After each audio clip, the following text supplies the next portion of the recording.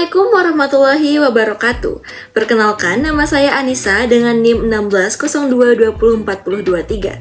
Saya dari program studi S1 Desain Produk angkatan 2020 Telkom University.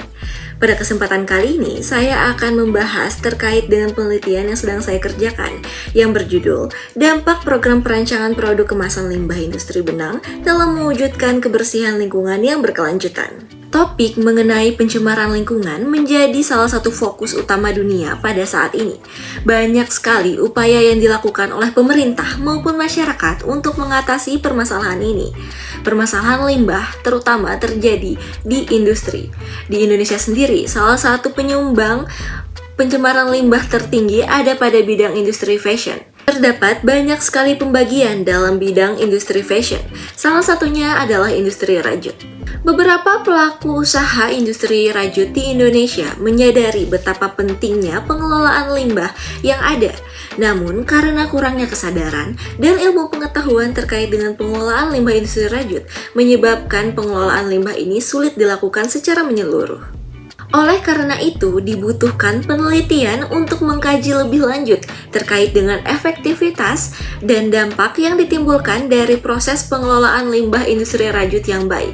Oleh karena itu, saya merumuskan satu pertanyaan penelitian, yaitu apa saja dampak yang dapat ditimbulkan dari pengelolaan limbah industri rajut yang baik. Rajut di Binong Jati, Bandung, sebagai salah satu sentra industri rajut terbesar di Indonesia, menyumbangkan banyak sekali limbah industri rajut pada setiap harinya, karena besarnya permintaan pasar akan produk rajut dan tingginya proses produksi. Dan pada tahun 2022, Kampung Rajut bekerja sama dengan Telkom University mulai menjalankan program perancangan kemasan dari limbah kon benang dalam industri rajut.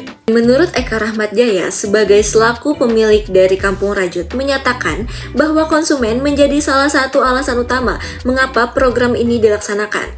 Selain itu, kesadaran akan pentingnya pengelolaan limbah juga menjadi faktor pendukung mengapa program ini dilaksanakan. Dan pernyataan ini didukung oleh penelitian yang dilakukan oleh Muhammad Nasir dan Edi Purwosaputro pada tahun 2015 yang menyatakan bahwa permasalahan dalam pengelolaan limbah tidak hanya dilibatkan karena proses produksi, tingginya biaya, kurangnya edukasi, kurangnya lahan, melainkan terdapat faktor lain, yaitu kesadaran konsumen dan produsen itu sendiri. Melalui penelitian ini, saya ingin mengetahui efektivitas dan dampak yang ditimbulkan dari perancangan kemasan dari limbah industri rajut terhadap produktivitas masyarakat dan kebersihan lingkungan di Kampung Rajut Binong Jati. Terdapat beberapa manfaat yang dapat dirasakan melalui penelitian ini.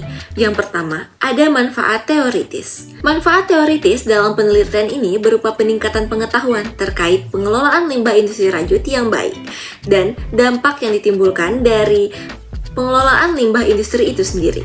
Dan yang kedua, ada manfaat praktis, yang mana hasil dari penelitian ini dapat digunakan sebagai pedoman dan acuan dalam menyusun perancangan strategi untuk mengatasi permasalahan limbah industri. Dalam penelitian ini dirumuskan hipotesis awal berdasarkan dari pertanyaan penelitian dan rumusan masalah yang telah dirumuskan sebelumnya. Berikut adalah hipotesis awal yang telah dirumuskan. Untuk pembuktian hipotesis ini dilakukan sistem identifikasi in-depth interview, yang mana pada sistem ini akan dilakukan wawancara dan penyebaran kuesioner terhadap key person. Key person dalam hal ini adalah orang yang berkaitan langsung dengan pelaksanaan program perancangan kemasan dari limbah industri rajut.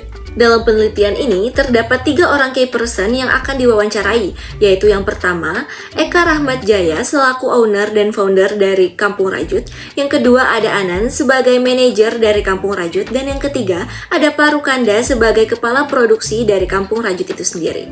Kemudian, untuk metode analisis data yang digunakan adalah metode analisis deskriptif naratif dan metode triangulasi data sebagai metode validasi. Selain itu, terdapat beberapa instrumen yang digunakan dalam penelitian ini seperti instrumen tes, instrumen interview, dan instrumen observasi.